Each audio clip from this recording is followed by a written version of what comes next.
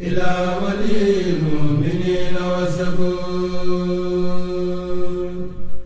وجاءت كلي بحمد وسكون إلى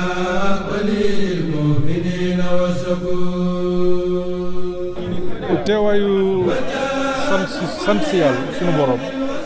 ñëwoon fii ci turu président Macky Sall ziyaare sëriñ bi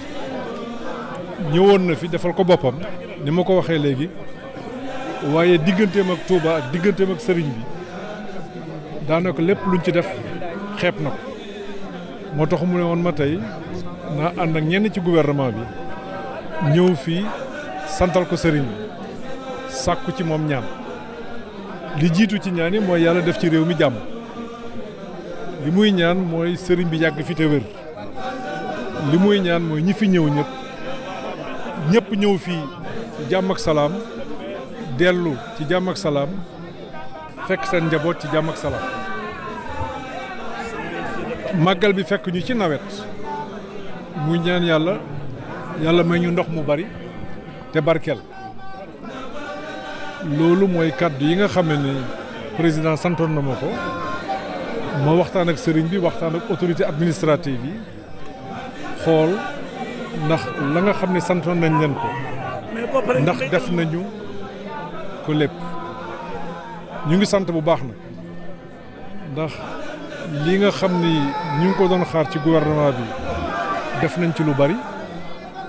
moo xam ci wàllu paj la moo xam ci wàllu sécurité la moo xam ci wàllu ndox buñ dee wax ndox nag ci ñaari anam lañ koy waxee bi ci jiitu moom mooy ci wàllu assainissement ndax Touba ni mu bindoo mën na am problème mu assainissement bu ndox mi bare moo taxoon président tàmbali fi woon liggéey bu mucc ayib boo xam ni toll na ci 20 milliards ak juróom-ñeent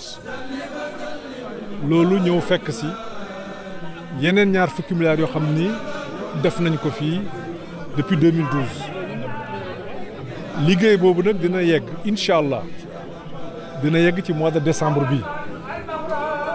mais fii ak muy yegg jël nañu ay matukaay ba nga xam ni fu mu tawee rek dinañu fexe ci nu mu gën a gaawee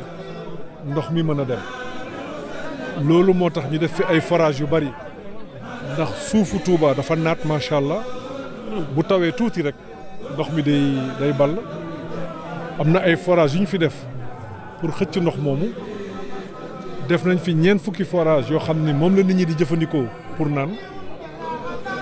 waaye gis nañ ñi Touba di màggee dafa laaj beneen solution boo xam ne moom la ñu woowee solution structurelle boo xam ni sëriñ bi am na ci ay xalaat waaye Touba moom loo fiy def rek da ngay waxtaan ak sëriñ bi ndax ñoom ni mu gisee mbir mi am na ci ay solution bu boobaa gouvernement bi mën ko gunge ci solution yooyu jéem ko def incha allah ci fan yii di ñëw dañu fi ñëwaat fekk xew-xew yëpp weesu bu ñuy nattal réew mi ndax dinañ ko def fépp la nga xam ni moo war a liggéey réew mi ci juróomi at yi di ñëw te ñu daan ko def nag at bu nekk juróomi at yu nekk dañ koy def defoon nañ ko 2014 defoon nañ ko 2018 ndax noonu la président Macky Sall di liggéey ci plan Sénégal émergent dinañ ko def ci 2023 bi incha allah ñu ngi def ay enquête di waxtaan ak autorités yi mais boo ñëwee Touba moom ki nga fi war a waxtaanal mooy xalif bi xool lépp loo xam ne bëgg-bëggam la ca war yëpp gouvernement bi mën cee taxaw incha allah loolu la ñu waxtaan ak sëriñ bi sàkku ci nag ci moom ñaan ndax yàlla dolli ñu jàmm dolli ko réew mi ndax dañuy ñaan yàlla am taw ñi Touba bindoo it foog muy am ndox looloo tax diggante daaw ak ren def nañ fi lu toll ci 20 forage kër sëriñ bi fi sax am na benn bu ñu fiy def ak kër sëñ Sidi ñu ngi fa defar beneen forage ndax ndox mi dafa jege bu tawee tuuti rek day taa pour ñu mën di xëcc ndox moom biir Touba am na fi mu nekk ni 20 forage xëy na doyul mais foog ñu def ko def at bu nekk comme ça di xëcc ndox moomu pour que bu tawee ndox suuf si mën a naan ndox mi leneen li ñu war a def mooy assainissement bu ngeen gisee projet assainissement bi fi am tiwo yi bu ngeen xoolee oto mën na cee jaar waxuma la nit. noonu la yaatoo liggéey boobu dina jeex ci mois de décembre bu ci yàlla àndee lépp lu ci war bi ma fi jógee voyage ba tey semaine bu nekk gouvernement bi dina def réunion pour ñu suivre projet bi pour mu bañ a am benn gàllankoor yéen ñi dëkk Touba bu ngeen seetloo ni boobu ba tey projet bi taxawul loolu mooy li ñu président Macky Sall sant ñun nag bu ñu ko santee dañ koy topp moo tax semaine bu nekk dañ ko topp ba fi ak décembre liggéey boobu pare mais jàpp nañ ni bu paree déwén ci waxtu wi bu ñu ñëwaatee fii ci màggal yëf yi dina tane mais du ñu yem foofu rek fi ñu yem mooy waxtaan ak waa dëkk bi mais ki ci jiitu mooy xalif bi waxtaan ak moom xool ay bëgg-bëggam la nga xam ni moo war a liggéey Touba mooy la nga xam ni mooy yéene yi mu am ci Touba moo xam projet la moo xam programme la moo xam sax xalaat la ñu xool nu ñu mën a tënkee loolu yëpp fexe ko defal ndax loolu la ñu président Macky Sall sant te ci loolu lañ taxaw.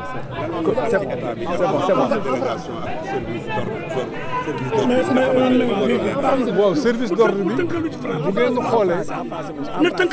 bu ngeen xoolee ci wàllu sécurité def nañ fi force de sécurité yu bari ñu ngi fi bi ñu ñëwee ba gis leen ci biir Touba suñu xel dal na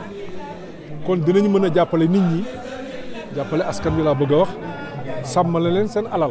loolu si lu ci am solo la. waaye loolu it lu ñu mën a yokk la bu ko laajee lépp daal ñu ngi déglu sëriñ bi gouverneur a ngi fii ci wetam ak autorité administrative yëpp ministre de l'intérieur dina fi ñëw gannaaw suba lu ñu laaj rek incha allah luñ dinañ ci def la ñu mën. Nous savons l'attachement que le président a pour le khalife. Il est venu mais il a demandé au gouvernement aussi de venir. C'est pour cela que je suis venu aujourd'hui avec certains ministres membres du gouvernement pour venir solliciter les bénédictions du khalife pour un hivernage pluvieux, mais un hivernage aussi sans grand dommage pour les cultures et pour les êtres humains. Nous avons aussi demandé au khalife de prier pour le pays, pour la paix, et que tous les pèlerins qui sont très nombreux et qui vont continuer d'être nombreux, qu'ils puissent venir ici à Touba, que Dieu accepte leurs prières et qu'ils puissent rentrer chez eux en toute quiétude. Voilà un peu les raisons pour lesquelles j'étais venu à Touba. Ça a été aussi l'occasion de discuter avec les autorités administratives pour voir un peu est-ce qu'il y a des insuffisances ou des manquements. Mais nous avons vu que les autorités sont à pied d'œuvre. Le maximum a été fait. Mais cela n'empêche, le président nous a demandé, le président de la République nous a donné comme instruction de veiller pour que le Magal puisse se passer dans de bonnes conditions. Et pour que le Magal puisse se passer dans de bonnes conditions, nous avons préféré discuter avec le khalife, lui demander un peu ce qu'il voulait que l'on fasse. Et Dieu merci, je pense que nous continuerons d'être à la hauteur. Malgré les milliards investis à Touba, nous constatons que certaines rues sont impraticables à cause des eaux stagnantes. Mais vous avez pu quand même au moins comparer la situation de cette année et celle de l'année dernière, où l'eau restait beaucoup plus longtemps. Des dispositions sont prises. Hier, il y a eu une pluie exceptionnelle. Mais aujourd'hui, les grandes avenues de Touba ont été déjà dégagées. Les sapeurs-pompiers, comme l'ONAS, sont à pied d'œuvre. Et nous pensons qu'avant la fin de cette soirée, il y aura très peu d'eau. Mais je pense que c'est un dispositif continu de pompage qui va être mis en œuvre au niveau de Touba et qui va être renforcé. Dès que je sors d'ici, je demanderai au ministre de l'Intérieur, qui est maître d'œuvre, de veiller quand même à ce que certains compléments puissent être apportés.